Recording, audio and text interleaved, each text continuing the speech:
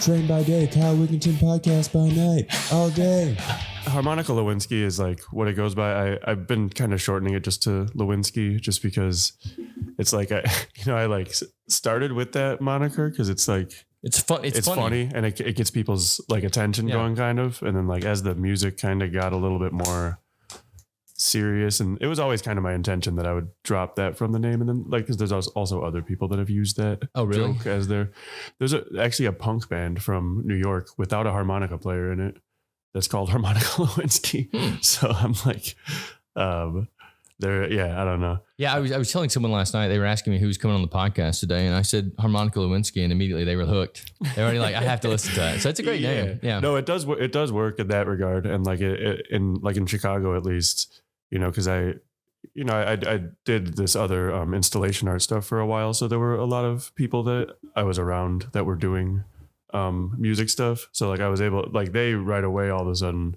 knew Harmonica Lewinsky just because it was funny to them. But that was just like my way of like kind of getting people's attention. I want the music to kind of stand for itself though. It's not just like the music definitely stands for itself. Trust me. He came in the other night and it's very different. I don't think I've heard anything like it before. And it's very rare to say, I think, in this day and age. Like a lot of people are mimicking things. Like yours is unique. And a lot of people say that, which is really cool for me. And like it is, intentional for sure. And like how you were saying before, like you have your music that you set for the mood in your day and everything. And my friend who I drove out here was like kind of making fun of me because like I kind of like don't listen to that much music and things. Like I really like being in my head, like when I'm working and everything. And like, so if I'm, because a lot of times I'm designing on the fly while I'm going, and I feel like it distracts me. And like, I also kind of like, I want what I'm creating to come from a natural place inside of me. And I think like it'll touch on all these things that have existed before, but like people will say, oh, it sounds like this person or it sounds like this person. And more than half the time I'm like, I'm not even sure that I know who they are. So like it just feels more validating to me almost that the music is just like, because I think like as artists, we all kind of tap into similar places within the sort of universe, like the, all this open space of ideas around us. So like, it's inherently going to have similar qualities to stuff what that other exists. people do. Yeah. And like, there's only, so many instruments and so many sounds that exist. So like, it's always going to tie into these certain things. And like, since I have the harmonica going, it's like when I go to jams and stuff, people immediately go into like a blues standard when they see me with the harmonica, and I have to be like, just please anything but the blues. Right. Like, just play something like funky or something with some soul or something, and like, that's always so much better, and I started calling it acid blues in Chicago. That makes a lot of sense, actually. Yeah, so a good friend of mine is from the group Liquid Soul, which is an acid jazz like group from Chicago, like Grammy nominated. They're incredible.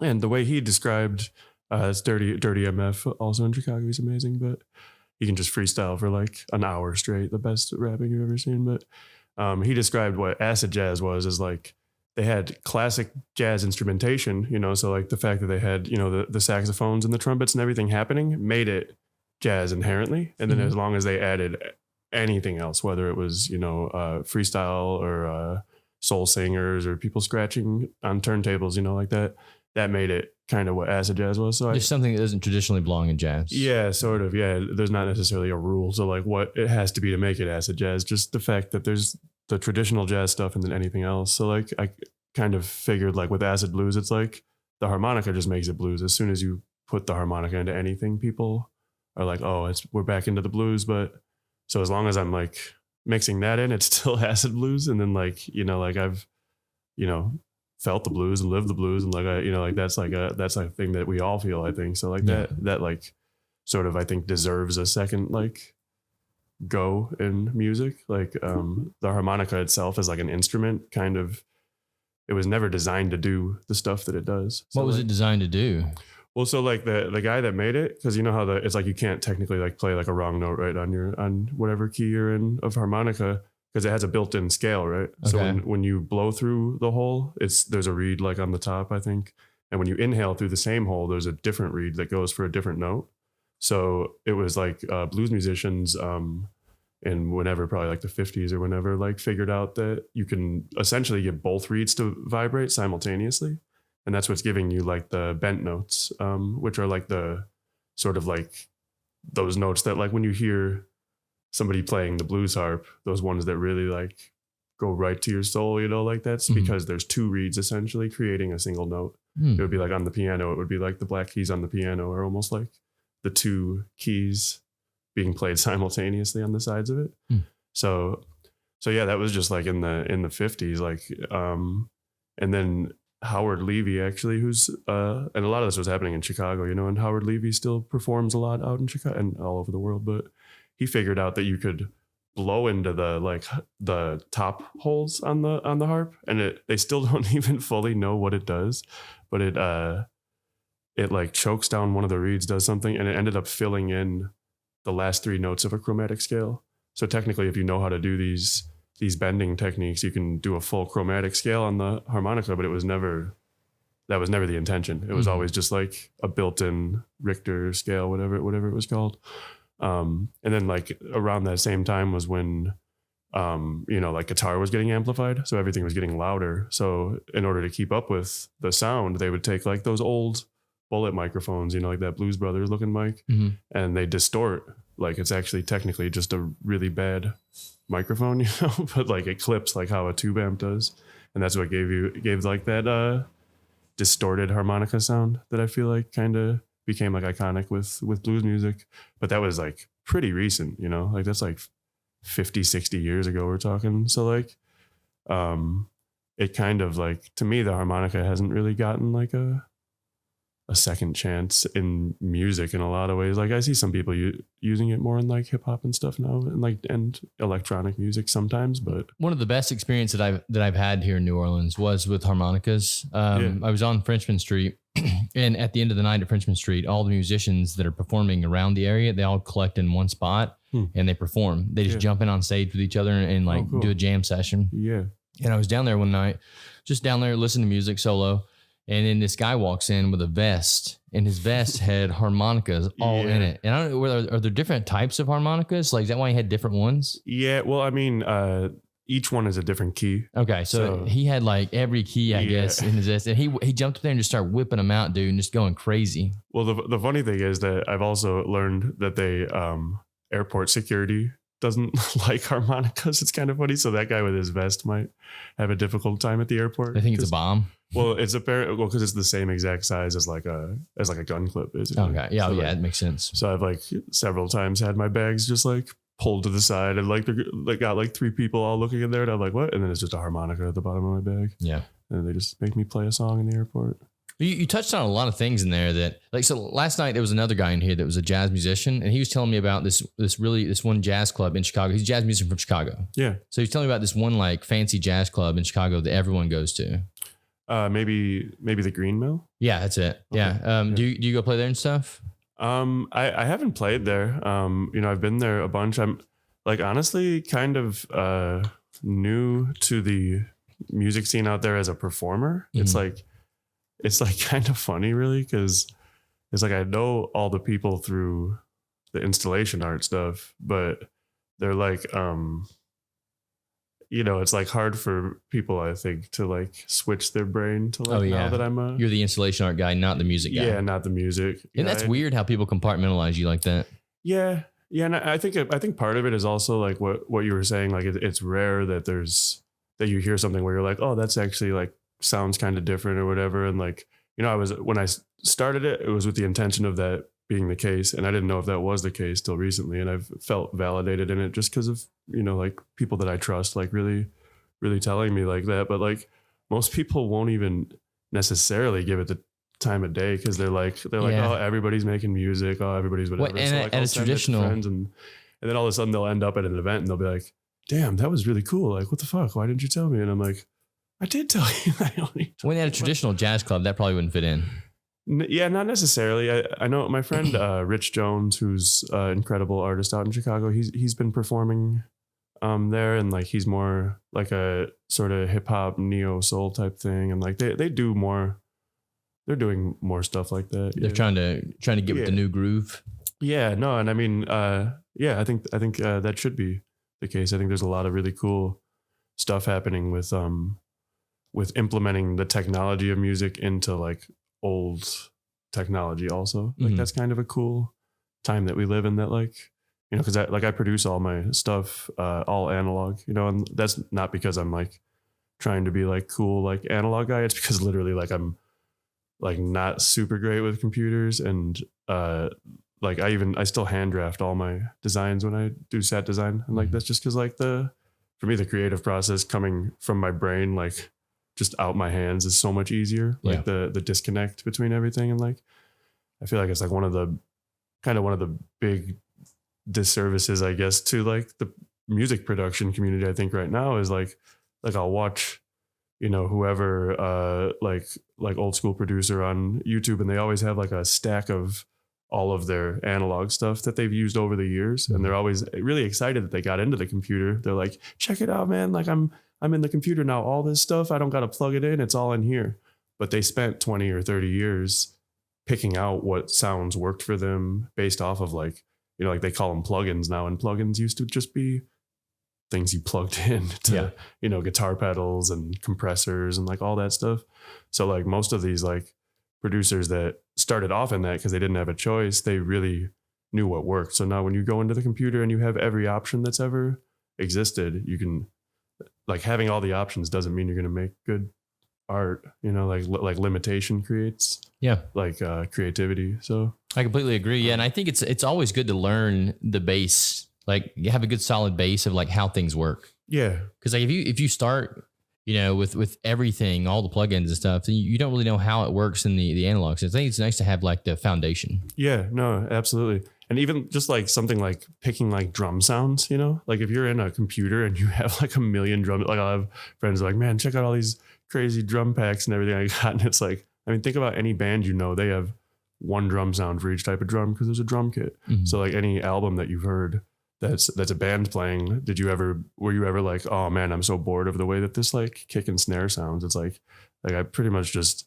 I'll change like my kick, snare and whatever sounds sometimes on stuff, but like for the most part, there's just the ones that sound right to me, and I just use that and like try not to like overthink, because you could sit there all day and just like listen to like a cymbal crash and just be like, your ears will just be like bleeding. But it's the same way with editing. Like I have so many plugins and shit, and like I don't use like one plugin pack.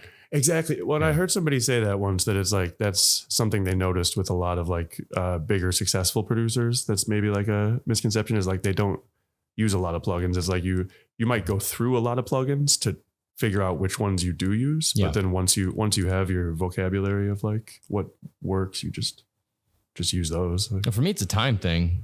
Like you said, you can sit there all day and like go through each one of these plugins and stuff. But at the end of the day, you need to create stuff. You need to create and get it out. Yeah, no, for sure. Like, I forget who said it, but there's a quote similar to like, it's like music, and I think like all art forms, but music is like the art of making a decision.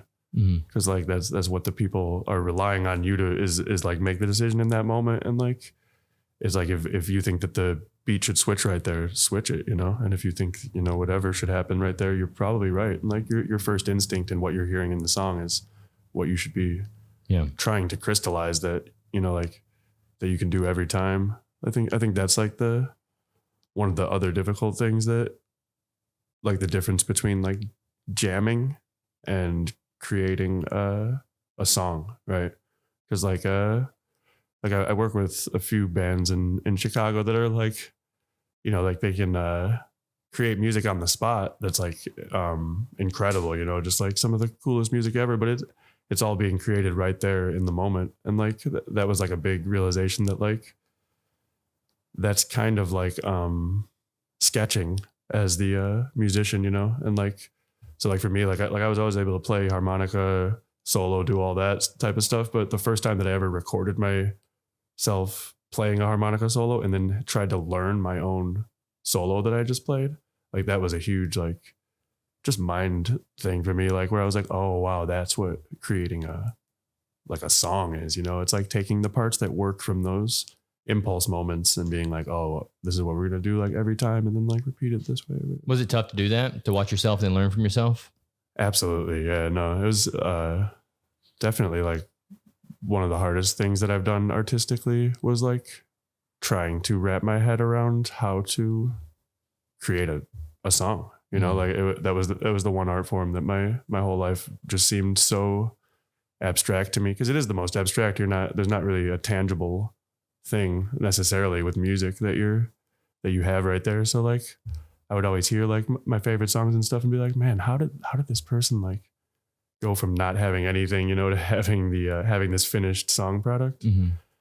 And so like figuring out how that works for me at least has been definitely a challenge. I think we were talking a little bit last night even about how it's, to me, like all the different art forms are kind of just getting used to organizing chaos. So like because you can visualize in your head something that's the most beautiful picture you've ever seen, but the actual process then of getting that image in your head onto a canvas or whatever that's what the artistry is.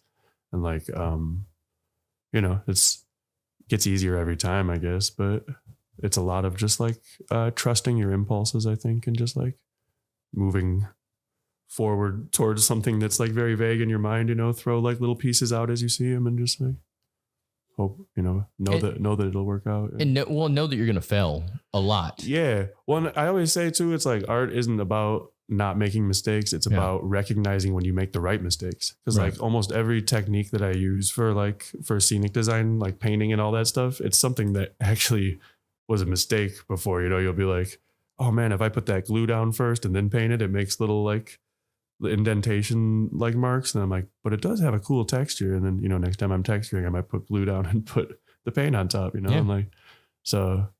Yeah, I think the society we live in today, when people fail once, they're like, well, I can't do this. Yeah. And it's like, yeah, you can. You just got to keep going. You got to keep trying. Yeah. No, and I think the universe has a way of like really testing you when you're really at the moments of like make or break type thing. Because like, you know, that's if you're really doing something that's big within your world, you know, like it's gonna have to be changing something within the world outside of it. So there's gonna be pushback like that. But that's like when you gotta just, you know, barrel forward. Well, you said big within your world. Like, do you think you can change your mindset and think that you're big in a small world?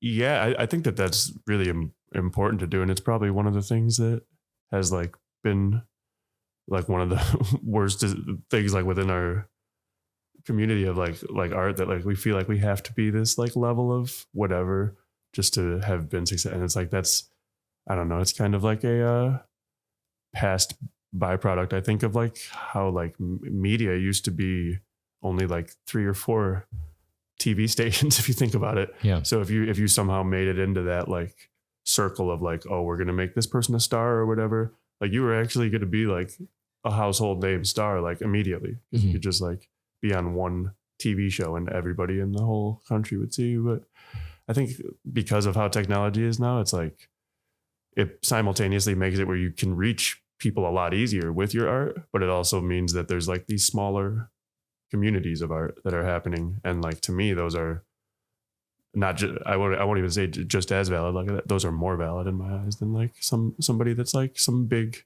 name artist just because whatever, you know, like person decided to like put them on, you know, Tonight Show or something like that. It's like, it's funny you say that, because I was actually listening to something the other day. I don't know how true this is or not. Okay. So I'm going to say it anyway though. You know, Jackson Pollock. Yeah. As we all do. Yeah. You know, he was a very angry man, right? No one really liked him. But we now his paintings are famous, right? Yeah. Well, the story that I was listening to said that the only reason Jackson Pollock ever became famous was because the CIA started buying his paintings, and the CIA actually made him famous as a confusion tactic to the Russians or something like that. Yeah. So that's the only reason this man actually made it famous. But then I have heard, you know, I was talking last night about Ray Sweeney's door over there. Yeah.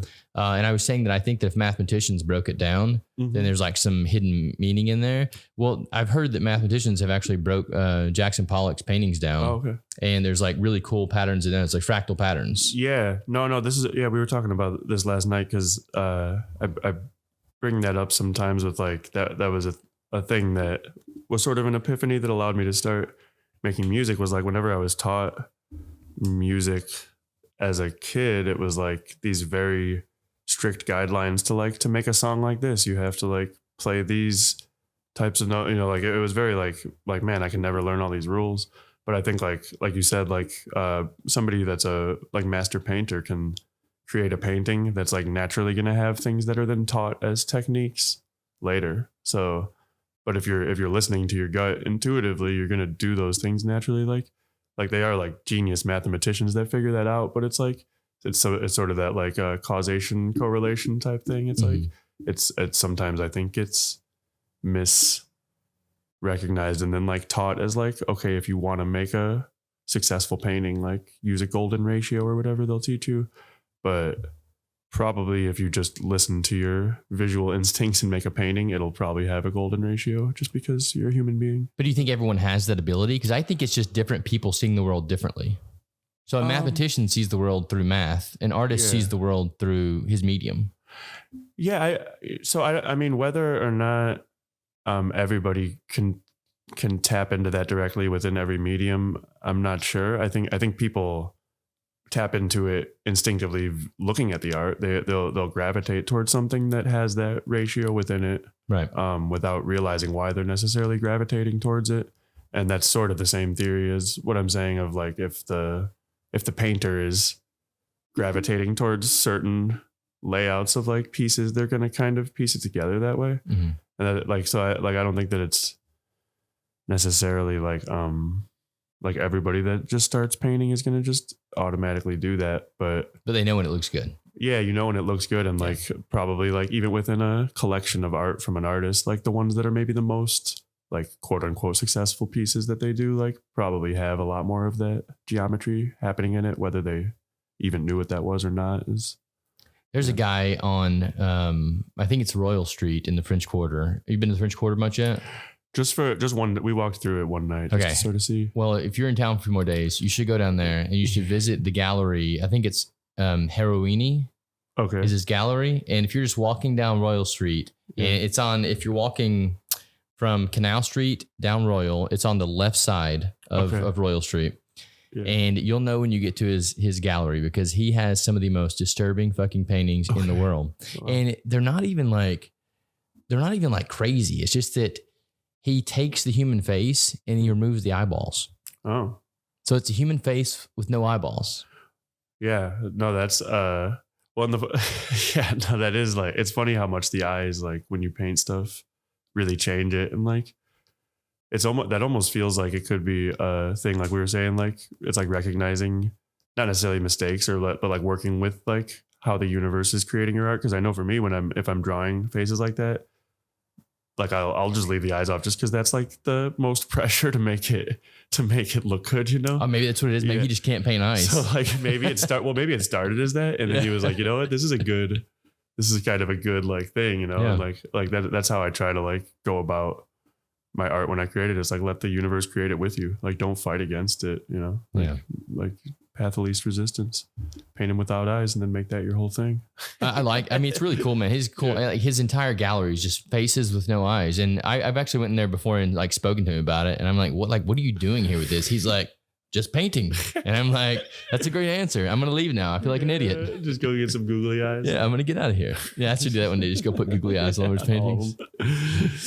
So you were saying, you were calling the music acid blues. Yeah. Does that mean that you've partaken in the psychedelic realm? You mean like today or? Oh, not today. Okay.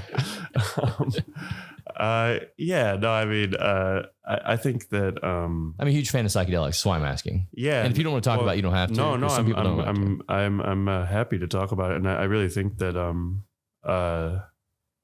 that our outlook on psychedelics is one of like the worst things to like people's mental health that we've done. Cause like I think that like, we misunderstand them in a lot of ways. I think we sometimes take too much at one time, which is a misunderstanding of it. I think in a lot of ways we're supposed to utilize them in smaller amounts, like more regularly. And it kind of, you know, like, are you familiar with like the stoned ape theory, right? Where they theorize that that could be sort of the missing link that treated humans as if monkeys just ate mushrooms over generation and generation. That, so I think to a certain degree, like that, if we implement that back into our like normal diet, like who knows what it could do for the evolution of our brains, you know?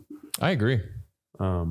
Yeah, no, I think it's going to go down the same path that like, that cannabis has gone down. Which it is starting to be in some places. It's starting to be legalized in places. Yeah, there's a few states. Yeah, you know, I used to be in the industry a lot. I'm not anymore. That's actually how I learned harmonica was because I was on like house arrest for these like 2 years, like for all weed stuff, you know. And it was funny because like I have these like 2 weed felonies in Chicago, but now we have legal recreational weed out there. So like I'll do like art installations for dispensaries, and like I did one last year, and on 420 they were like interviewing me on WGN News twice in the day, like about the science of weed, like at a dispensary. Like I'm almost like a medical professional now. Like I went from like a felon to like a medical professional, doing the exact, like it's not like by changing anything I was doing, just by society figuring out what's happening. Like it's kind of crazy. Like I don't really know that that's ever happened with anything else, you know. I mean, like alcohol went through that, but it didn't become medicine. And like, I feel like there's a lot of things that go through that. I mean, you look at like Nazis in the war. You know, we brought them over, now they're scientists. Oh yeah, I guess. You know, like it's weird how we change our perception of someone just by putting them in a different scenario, I guess. Yeah. No, it's it's definitely a like strange time to be. Does that piss you off that you have a felony now with something that is now legalized? No, I mean, like, so it's like I knew that what I was doing was very illegal. Like it's not like I was just like smoking a joint. Like I was like it was definitely like conscious choice. But like I think it's like Thomas Jefferson or somebody said, it's like if a law is unjust, like we're obligated. It's like you shouldn't just disobey it. Like we're obligated as Americans to like go against it. So like I always understood how the science of cannabis worked. I knew that it was something that we needed to have. Like it actually, like the way that it works on our brain is actually, it's a brain vitamin. Like we have a endocannabinoid system that regulates everything through our body. So like we as humans need to have cannabinoids more than what we get in our normal day-to-day lives. So like it's literally growing from the ground to replace something that our brain needs. And like I always knew where to get it, and I knew people needed it. So I was like, well, I guess that's what I'm supposed to do. Well, how would you get cannabinoids if you didn't get them from weed? Like, are there other things that give you cannabinoids? You're producing it in your brain. Okay, just all the time producing. All the it. time. Interesting. Which is crazy. Yeah. Like that, you know, like DMT would be the only other thing similar to that. But any other substance, you're putting this like foreign thing into your system. But it's like really kind of interesting that like you should look up the endocannabinoid system. Anybody out there, like just to, you know, I'll do our own research or whatever. But like it's something that was just recently named the endocannabinoid system, because as they were studying the science of like the medicine behind it, and like you got to figure these doctors, they're not like hippies that wanted this to be successful, you know, like they were actually trying to get to the bottom doing of the science, it. yeah. They're doing the actual science, and now it's called the endocannabinoid system, named after cannabis. So that's the major part of our brain that literally regulates all the activity through our body. So like if I go and pick up whatever, like a cup off the table, there's synapses that go off to make that happen. And that's all being controlled by the endocannabinoid system. So if you've just smoked and you have a bunch of cannabinoids, you might pick that same cup up and be like, oh, how did they make this cup? This color is so cool. Like you'll get kind of lost in thought because you have so many cannabinoids that the receptors can like keep talking essentially. So like if you're focused in on a specific thing and you smoke, you're going to do it really well actually. And if you don't have anything to do and you're sitting on the couch, you're technically sitting on the couch really well. If you think about it. Like you're just doing it really fucking like good. You're able to think of a thought and just keep thinking and keep thinking. And like they say, like if human beings, because like, I mean, look around, it's like we made buildings, we made these microphones, we make a lot of crazy shit that no other living thing on this planet is making for whatever reason. But like they say, if we don't have enough cannabinoids, which people with like a, you know, like high processing brain won't have enough cannabinoids, you'll suffer from stuff like anxiety, depression, lack of sleep, lack of appetite. Everything that people are self-medicating with cannabis for is a direct result of if your brain can't produce enough cannabinoids to stimulate your brain activity. So then like the fact that that's a thing, and then there's a thing growing like a weed out of the ground, like that they had to spend like a decade just like, you know, blowtorching this stuff to make it not grow. Like it wants to grow out of the ground because that's how nature works, right? We have fruits that have vitamins in them that replenish things. And like we have this plant that like replenishes the thing in our brain that talks to everything. That like, that's why it can do so many medical things without really doing any of them. Like people thought it was like some weird scam. Like, oh, how could it do everything from like, you know, like reverse these like tumors to like do like get rid of people's like migraines and all this. And it's like, well, really, it's not actually doing any of those things. It's only giving your brain enough of what it needs to talk to your body. And if your brain and your body are in unison, it can kind of it's putting you in a harmonious state. Yeah. Yeah. I'll tell you one of the things, I use all these substances. I use mushrooms, I use weed, but I don't use them in the recreational sense. I use them for the medicinal purposes, or I use them to think a different way. So absolutely for me, weed, if I'm thinking of like, if I have a problem that I'm like looking at this problem in my head. What I'll do is I'll smoke weed and I'll basically see the problem in 360 degrees. So I can now see around the problem. So I can see other solutions to the problem. Exactly. And I mean, that's sort of possible because you have so many of these cannabinoids going off in your receptor that like you're able to like wrap your head around like a bunch of them. Same thing with like psychedelics. It's like if you think about, so say you're on mushrooms or whatever, you look up at the clouds, right? And they're all look like they're liquid all moving around. Really, those clouds are like a smoky mist that is moving like that. And the reason it looks like that is because your pupils are bigger, right? So you're taking in more light. So you're taking in the whole picture, and then your brain's actually able to process the whole picture, like, which is great. So you're like actually looking at what's actually happening, right? All this stuff is moving, but when you're not in that state, you're just going to be focused in on the one cloud, and it's not going to look like it's really moving that much. Yeah. But you're kind of taking in the whole picture, almost like that magic eye or something. Yeah. I haven't taken a large dose of mushrooms in a long time. I've been microdosing now for about 2.5 years. Okay. Yeah. And I do every other day that I microdose. Yeah. But one of the times that I had this realization on mushrooms was like one of my very first times I did a pretty good dose. Wasn't anything like crazy, but I was sitting down, I was playing the game PUBG. Okay. And I'm talking to my buddies in there and I'm like, did they update this game? The textures look so much more vivid. Like, and it made me realize like how dull I typically see the world. Right. And because I mean, it was beautiful what I was seeing on this game. I was like, is this really how this game is? Am I just always seeing in a dull state? Well, it's like the allegory of the cave, right? That's like, I think it's Plato's allegory, where it's like, if there's people that are, they're like in a cave and they're like sort of like chained in such way where they can only look at the wall of the cave. So like they only their whole lives have known the shadows moving. So, but the shadows were being cast by like, you know, the world outside. It's like the mouth of the cave was behind them. And so if you all of a sudden had those like chains broken away and you turned around and saw the colorful world that's like, you know, casting those shadows, like you wouldn't be able to go back to just looking at the shadows, you know, like that's like the allegory of like enlightenment almost. It's like, it's kind of depressive to go back, isn't it? Yeah. I mean, it's like, I mean, you're lying to yourself at that point. Yeah. It's like that to me, that was what always psychedelics were like very validating of like, things in that regard of like, whatever you want to call it, spirituality, connectivity, like universal, like energies, all this stuff like that. Those things I think are real. And like, you can tap into stuff like that. And like, you know, that's, I think what you start to realize when you do stuff like that, you can see more of the spectrum and, yeah, it's all right there. Yeah.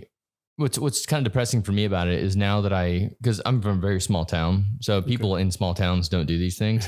So now me trying to speak to my friends and other friends that I have that don't partake in the psychedelics, it's like there's no way to explain what you've seen because you've experienced something new that they haven't experienced. There's no way to even contextualize what you're experiencing. Right.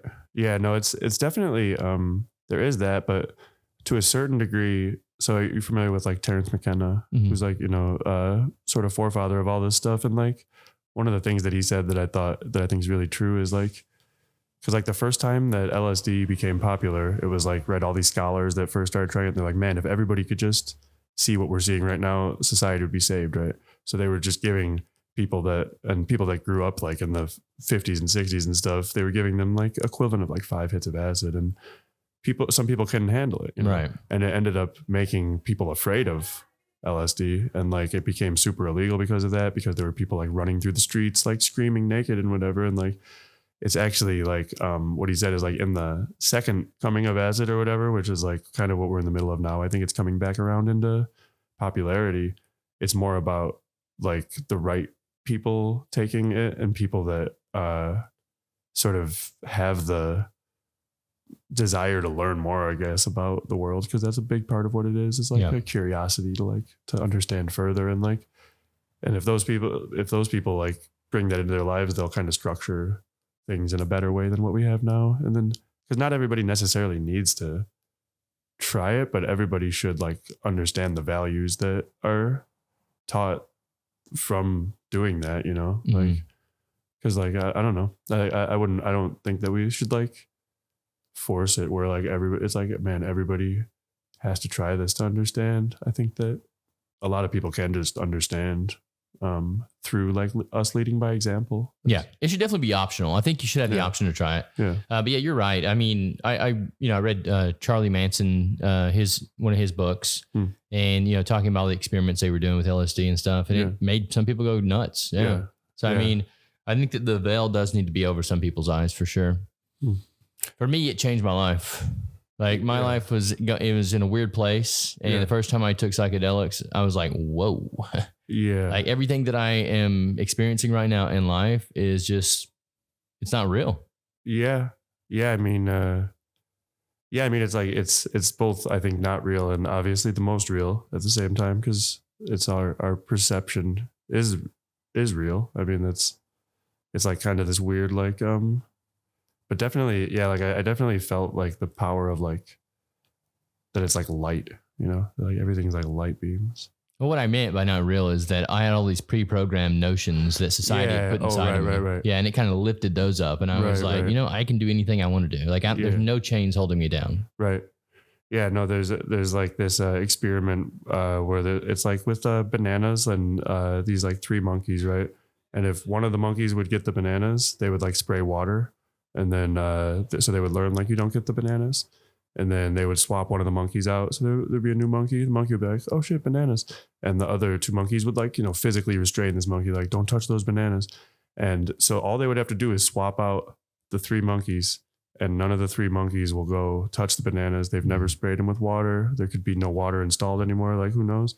And like, I feel like we're kind of at that state in society where it's like, we have a lot of these just like bananas that are hanging there that we're like, no, don't go pursue that. Don't do this. Don't even look at those. Like, but why are we not like acknowledging these things?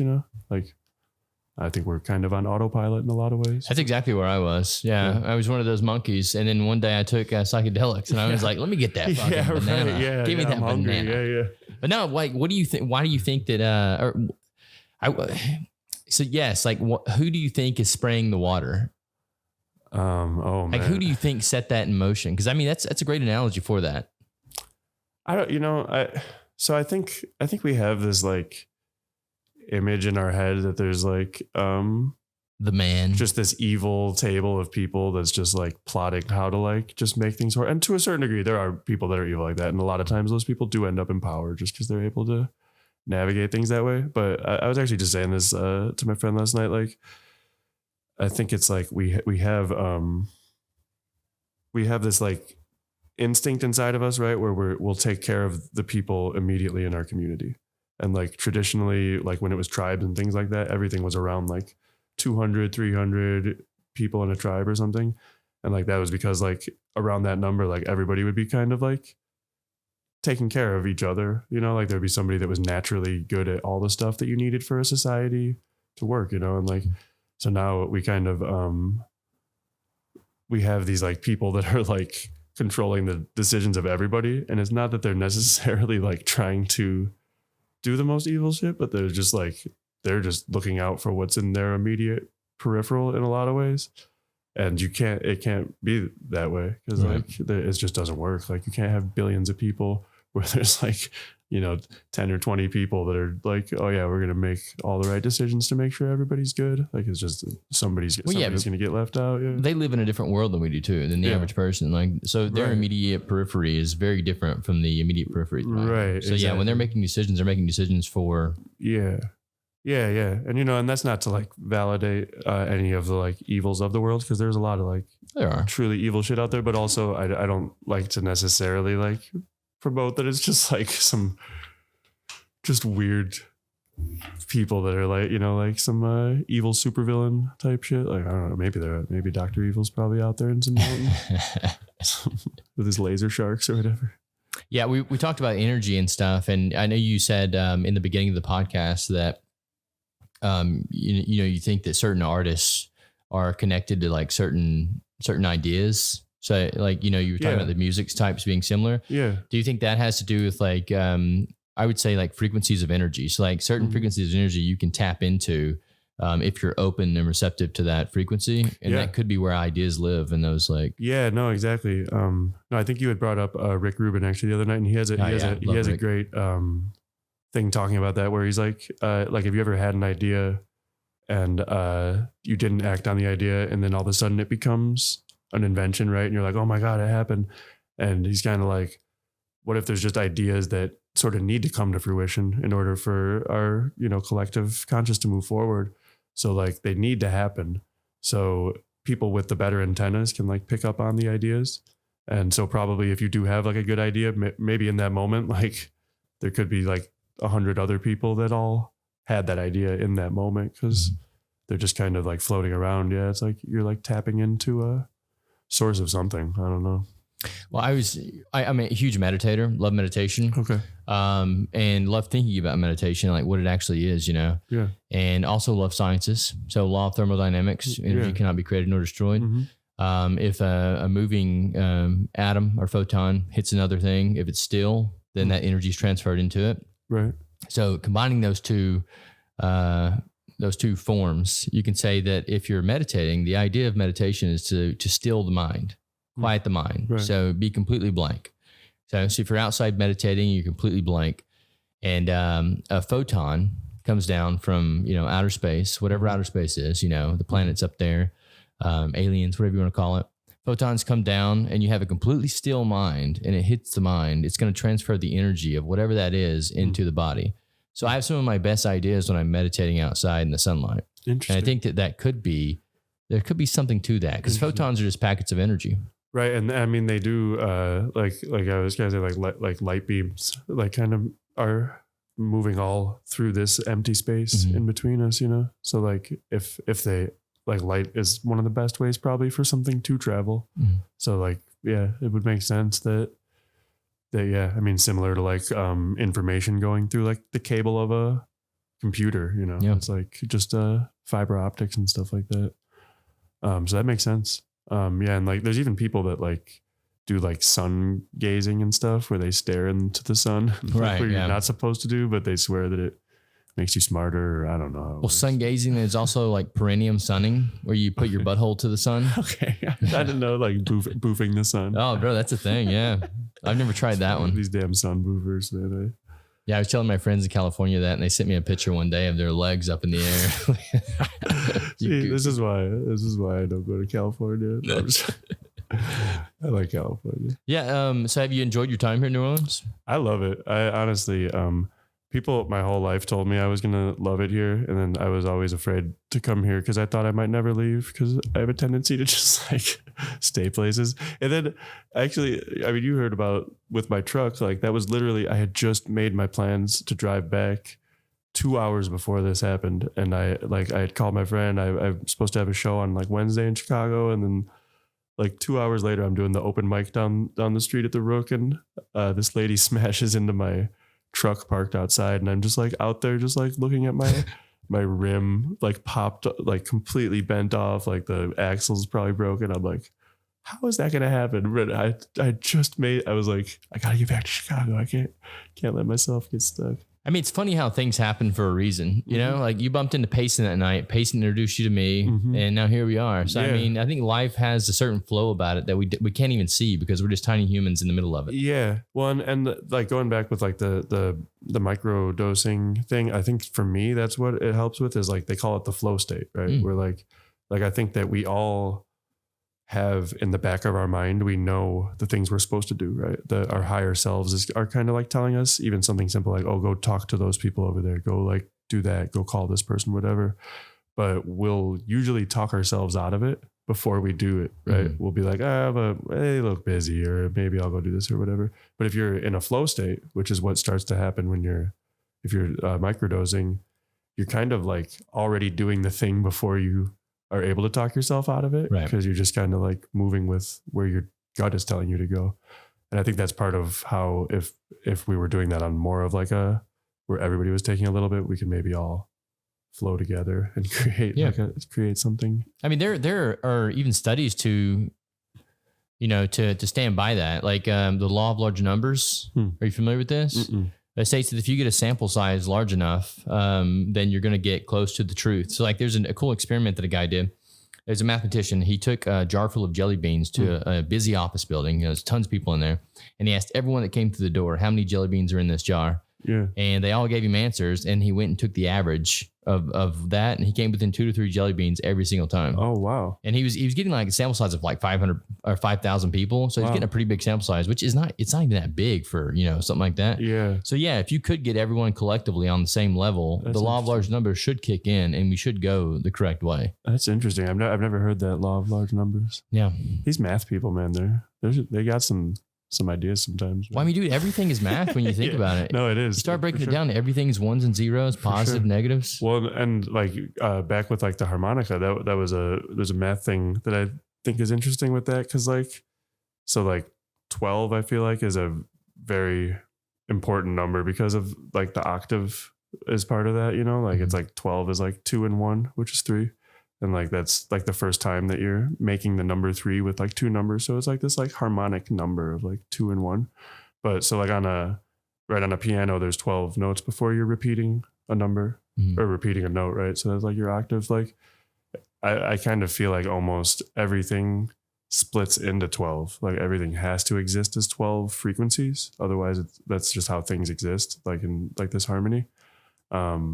And like, I think about it, we have like 12 hours in a day, 12 months in a year, 12 zodiac signs, 12 archetypes, 12 apostles, 12 is just like everything.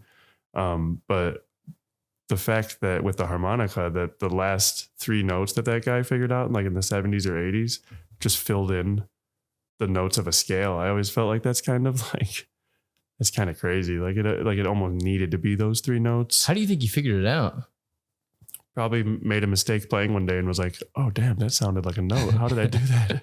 And then, like, imagine how much shit we haven't figured out yet, man. Like, they're just mistakes that we haven't made yet. Yeah, no, yeah. And it's a lot of it is like probably that we're so scared of making a mistake that we don't want to figure out how to like progress things. It's not me, dude. I live reckless. Yeah. I think more people should live reckless. Yeah. Controlled recklessness. Controlled recklessness. It's not great. So much that you wreck into my truck, but oh yeah, no, that was uncontrolled recklessness. Yeah. And that wasn't me that wrecked into his truck. It was some drunk lady. Okay. Yeah.